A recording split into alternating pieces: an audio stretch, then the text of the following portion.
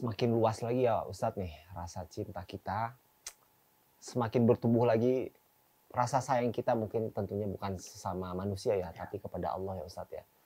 Lantas bagaimana nih dengan manusia-manusia seperti saya nih ya Ustadz yang mungkin masih banyak kekurangannya dalam beribadah Ustadz. Ada kalanya kita lalai atau mungkin dalam keadaan futur atau mungkin belum terketuk hatinya untuk beribadah. Seperti sholat ditinggalkan atau mungkin sholat malam juga malah kita kelewatan. Apakah itu sebetulnya bisa jadi pertanda Allah belum belum al-wadudnya belum sampai kepada kita atau bagaimana Ustaz? Ya. Allah senantiasa wadud kepada kita. Sebagaimana ibu kita, sejelek apapun akhlak kita, moral kita, dia senantiasa mencintai kita. Mencintai kita tanpa syarat. Iya kan? Kita belum bisa apa-apa, ayah ibu kita sudah menyediakan semuanya. Hanya bisa pipis di kasur, ngompol di kasur, buang air di atas kasur. Belum bisa mengucapkan terima kasih, ibu kita sudah menyiapkan semua. Jadi yang ada bukan Allah tidak mencintai, tapi kita buta terhadap cinta Allah kepada kita. Ya. Kita sebut misalkan anak yang durhaka. Kok tidak melihat betapa cintanya ya ibu kepada dia. Jadi kalau kita tidak merasa kita misalkan lalai semuanya itu sebenarnya bukan karena Allah tidak wadud, tapi kita tidak menyadari itu semua. Makanya terkadang Allah mencabut, mengambil harta, mengambil itu semua untuk mengingatkan kita akan Sang Pemberi nikmat itu. Gitu. Nah, jadi seburuk apapun kita, Allah tetap memberikan cintanya kepada kita, memberikan karunia-Nya kepada kita. Subhanallah. Jadi kita yang tidak menyadari itu. Kalau Allah senantiasa, kita tuh nggak bisa dipisahkan dengan Allah. Dipisahkan dari Allah seperti berpisah dengan oksigen. Itulah kita. Tapi kita tidak menyadari ada oksigen kan? Iya. Padahal kita tidak bisa hidup tanpa oksigen. Kenapa oksigen ini tidak kita sadari? Karena dia terlalu dekat. Kasih sayang Allah itu terlalu dekat. Sampai kita tak mampu melihatnya. Masya Allah. Betul ya, begitu ya Ustadz ya? Iya. Kita itu lagi mau melakukan ibadah tapi mungkin nggak sadar ada Allah di kita nih. Akhirnya malah kita tetap lalai-lalai begitu aja Ustadz ya? Masya Allah. Ya seperti oksigen ini kan, kita nggak bisa hidup, nggak bisa lepas. Tapi kita kan sering tidak menyadari adanya oksigen itu. Sampai mungkin kita pilek, flu, baru kita tahu oksigen itu. Nah, Allah itu senantiasa bersama kita, karena kita nggak bisa. Bagaimana si lemah ini dipisahkan dari yang maha kuat? Bagaimana yang sangat membutuhkan ini kok dipisahkan dari yang maha bisa memenuhi kebutuhan? Nggak bisa. Tapi kita lupa. Makanya kalau kita memang ingin sholat kita bagus, ingin semangat ibadah, caranya adalah ingat-ingatlah nikmat Allah. Ingat-ingatlah pemberian Allah, kebaikan Allah kepada kita. Bagaimana mungkin ada orang yang memberikan handphone misalkan kepada kita seharga 15 juta sebutnya. Kita sulit sekali melupakannya. Iya kan? Padahal dia sekali-sekalinya memberikan itu kepada kita. Sulit kita melupakan orang. Allah telah memberikan segalanya kepada kita. Dan kita senantiasa melupakan. Allah gak pernah lupa, tapi kita yang melupakan. Allah senantiasa mengingat kita, tapi kita. Allah senantiasa menunggu taubat kita. Tapi kita tidak mendatangi. Allah menamakan dirinya Afun, Maha Pemaaf. Tapi kita tidak mendatangi.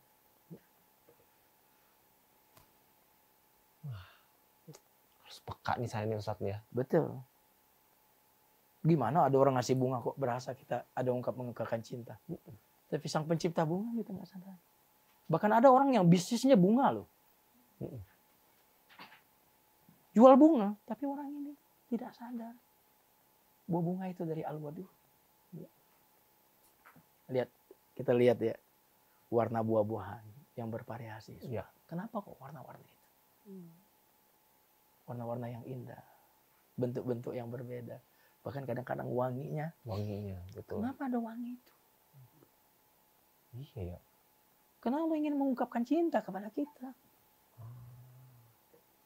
Iya betul ya Ustadz ya. Sama halnya seperti yang tadi sudah dipaparkan matahari, Iya, bulan, bintang betul. gitu ya. Betul. Semuanya kan seperti hidup ya. Kita sih Coba kalau dulu nonton TV yang hitam putih kan, gimana?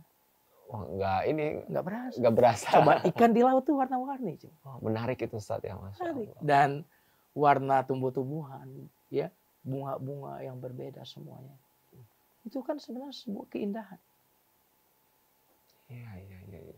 Dan Allah ingin memberikan itu kepada kita. Cuman kitanya nggak peka nih. Nggak Sayanya juga nggak peka Betul. lagi. Aduh, bacun kemana aja nih. Wah ini harus sering-sering muhasabah nih Ustadz ya. Iya, betul.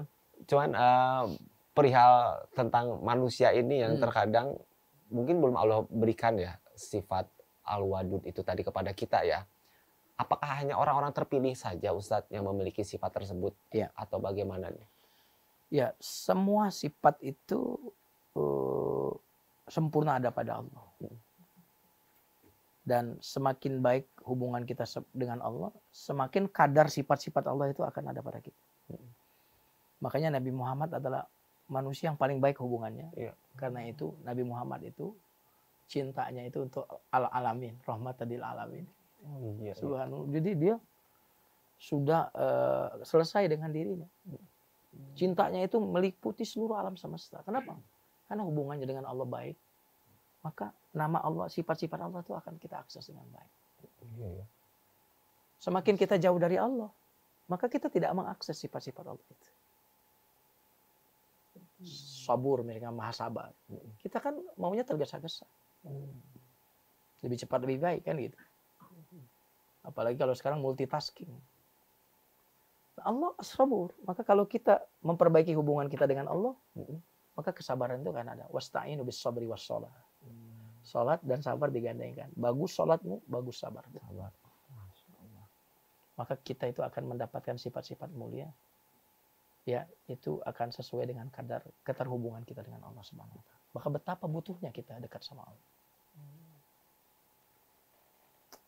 Iya, dari situ kita tanpa Allah saya hilang. Nggak punya apa-apa, nggak punya kesabaran. Nggak punya kekuatan. Nggak punya kebijaksanaan. Nggak Nggak punya berdaya cinta. juga gitu Ustadz Betul. ya. Iya. Makanya kalau suami istri hubungannya dengan Allah luar biasa, itu cinta yang akan mengucur ke hati suami istri akan luar biasa.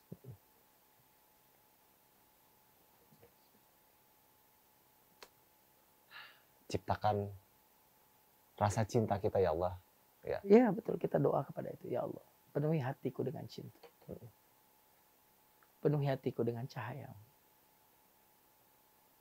La haula wala quwata illa billah. Itu kalimat yang mestinya membuat kita ingin terhubung dengan Allah. La haula, la ilaha illallah, nggak ada apapun kecuali dengan Allah. Makanya kenapa kita membaca basmalah misalkan dalam kehidupan kita. Kesadaran bahwa kita tanpa Allah. Ini kalau listrik ini kita padamkan, off itu selesai lah sudah. Iya. Begitulah kita. Jadi kalau listrik itu mau nyala, lampu itu mau nyala, harus terhubung terus. Maka seperti itulah keadaan manusia yang disconnected dengan Allah. Jadi kita yang membutuhkan dia. Dia nggak membutuhkan. Tapi dia yang tidak membutuhkan kita itu mengatakan, aku mencintaimu. Subhanallah.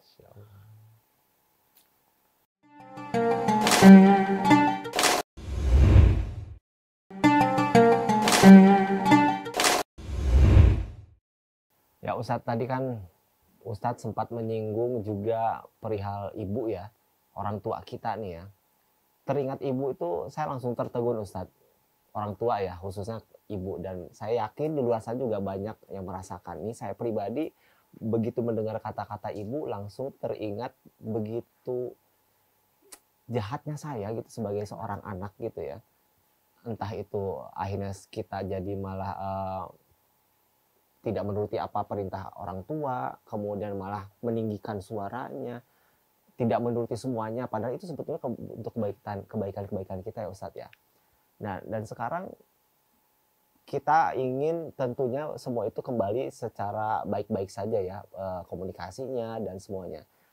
Di saat itu, apakah saya belum mendapatkan sifat al-wadud? Kemudian bagaimana cara memunculkan rasa cinta ini kepada orang tua, kita khususnya kepada ibu, Ustaz? Iya. Gimana?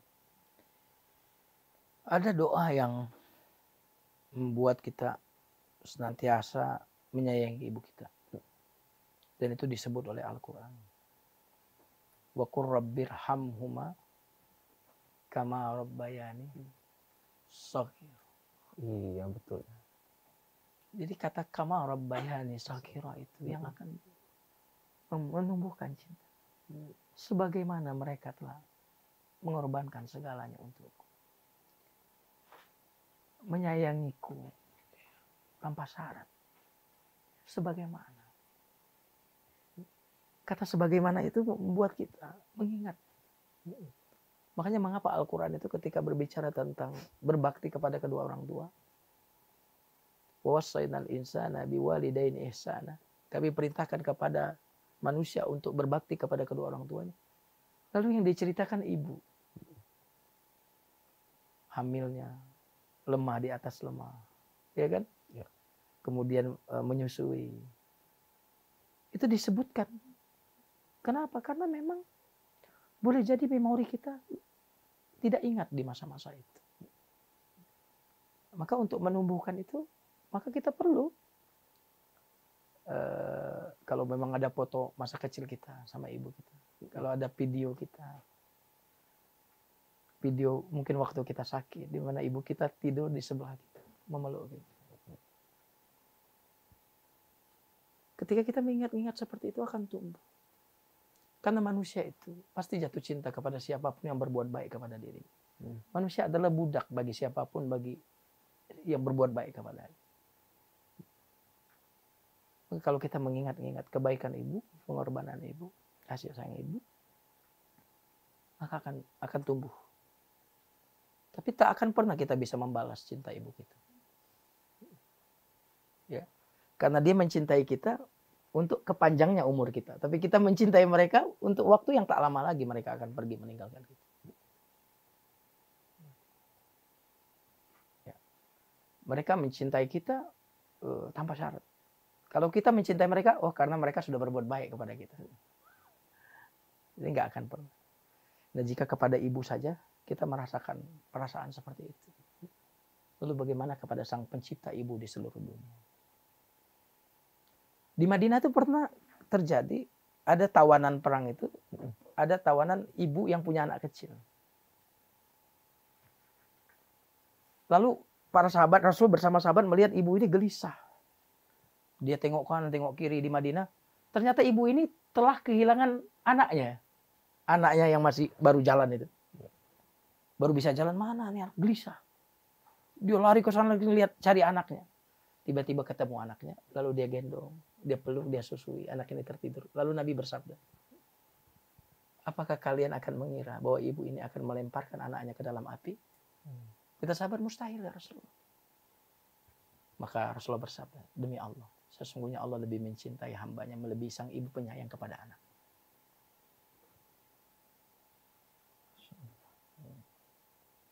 Subhanallah. Nah itu kita perlu. Ibu itu adalah wadudnya Allah kepada kita. Allah mengirim cinta yang bukan cuma bisa kita lihat, tapi bisa kita peluk. Betul. Cinta di mana tangannya bisa kita genggam. Yang bisa bicara kepada kita. Agar kita mengenal cinta Allah Subhanahu wa ta'ala. Masya Allah, tabarakallah. Al-Wadud. Begitu luas ya Ustadz, bukti cinta Allah sebetulnya kepada kita juga. Ya. Dan sekarang yang menjadi pertanyaan juga sebetulnya banyak juga Ustadz yang agak sedikit kontradiktif nih Ustadz ya. Terkait dengan fenomena di luar sana yang mungkin sekarang lebih terdengar agak serem nih Ustadz ya. kasus bullying atau mungkin kasus penculikan dan segala macam di luar sana gitu ya. Mengingat tanda bukti cinta Allah kepada kita terhadap kasus seperti itu, orang-orang yang dibully, apakah itu bukannya kontradiktif Ustadz? Berbeda jauh dengan sifat al-wadud itu bagaimana di situ Ustadz? Iya. Kan manusia yang bullying itu kan, bukan Allah kan? Nah, tanda cintanya itu bagaimana? Kepada siapa itu? Kepada manusia-manusia yang telah melakukan kesalahan itu. Ya, tanda cinta Allah kepada orang-orang yang yang berbuat salah itu adalah Allah senantiasa memberikan ampunan jika mereka mau bertobat. Ya, Tobat ya. Betul. Orang-orang yang berdosa, bagaimana Allah mengungkapkan cintanya? Aku senantiasa menunggu taubat. Aku rindu dengan taubat. Dengan cinta Allah.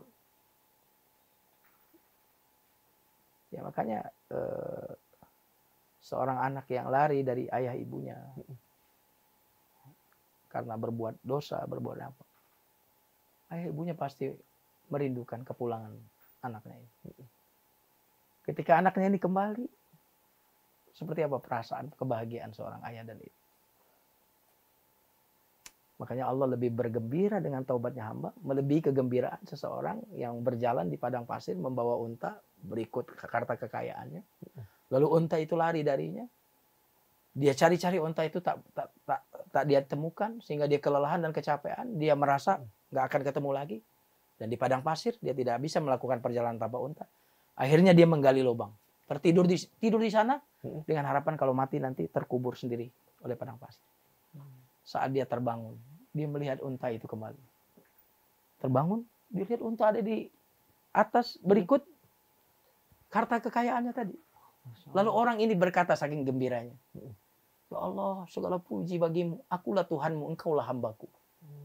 Sampai kepeleset lidah itu, saking senang. Kok bisa? Oh begitu Ustaz? Iya. Kata Allah, Allah lebih bergembira daripada orang ini. Masya Allah. Nah itu kasih sayang Allah. Dan tidak pernah tertutup pintu taubat itu.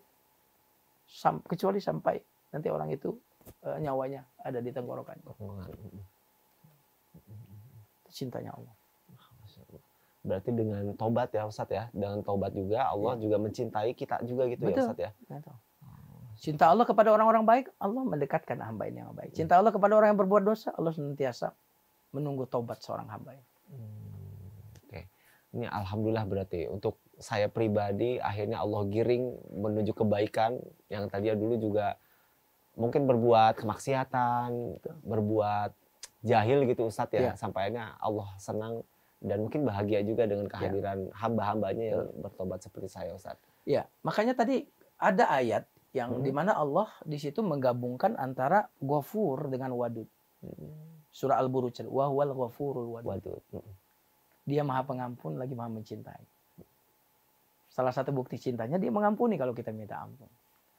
Dan kalau kita dosa lalu meminta ampun, cinta Allah kepada kita bertambah. Makanya yang menarik, Allah itu mengatakan aku mencintai orang-orang yang bertaubat. Masya Allah ya. Innallaha yuhibbut tawwabin wa yuhibbul mutatahhirin. Allah cinta kepada orang yang bertaubat. Artinya pertaubatan hamba, minta ampunnya hamba itu sangat erat hubungannya dengan cinta Allah. Jadi siapapun yang ingin meraih cinta Allah maka bertobatlah. Siapapun yang ingin dicintai oleh Allah maka minta ampunlah kepada Allah Subhanahu wa taala. Gitu. Kadang manusia Ustadz, saya sudah bertobat, tapi saya suka melakukan kesalahan lagi Ustadz. Terus akhirnya bertobat lagi dan melakukan kesalahan lagi. Itu bagaimana Ustadz? Ya, direncanakan nggak berbuat salah lagi? Kalau saya waktu bertobat juga itu direncanakan nggak? Ada kalian tidak direncanakan. Ya. Ya mungkin inilah ketidaksengajaan ya. Ketika kita lagi dalam kemaksiatan, terus akhirnya tapi kita tahu salah nih. Betul. Saya langsung, ya Allah maaf ya Allah, tapi akhirnya mengulangi lagi. Ya, kalau melakukannya lagi itu tidak dalam rencana, bahwa saya akan melakukan lagi sebulan lagi, 2 bulan lagi, maka Allah Masya Allah. Tidak disebut orang itu ingin terus-menerus berbuat dosa jika dia senantiasa bertobat setiap hari. Dan Allah menamakan dirinya dengan Maha Pemaaf, Maha Pengampun, Maha Bertobat, karena akan ada orang seperti itu. Kalau tidak ada yang berdosa, kepada siapa Allah memberikan maaf dan taubat? Sia-sia nama Allah Al-Ghafur At-Tawwab, sia-sia. Iya, iya. Ya Ustaz, betul. Oke Ustaz, berarti kalaupun kita sebagai manusia sudah melakukan lagi kesalahan, bertobat lagi, itu tidak mengapa Ustaz ya? Tidak mengapa. Jadi nama Allah Maha Pengampun, Maha Pemaaf, Maha Menerima Taubat, itu dasarnya karena dia Maha Mencintai. Masya Allah. Kalau dia tidak mencintai, semua orang yang bersalah pasti akan segera dihukum. Ini akan saya praktekkan Ustaz di keluarga saya, ke istri saya tercinta juga. Al-Wadud tentunya Ustaz. Betul. Masya Allah. Syukran Ustaz. Apa barakallahu fiik. Semoga bisa diaplikasikan dalam kehidupan Amin. sehari-hari. Amin, Apalagi amin. buat saya pribadi Ustaz ya. Sama-sama Masya insya Allah. Allah.